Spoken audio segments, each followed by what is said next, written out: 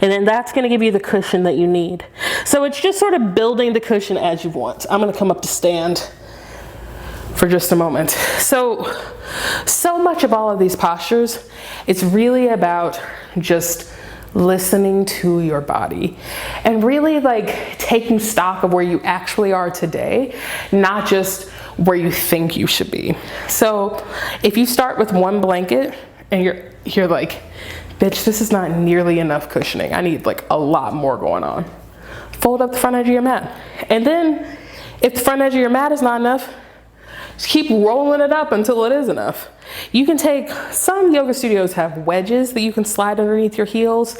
There's so many different little things to make space for yourself, but the only thing that I would say that you should not do is shame yourself because the posture isn't feeling the way that you think it should feel.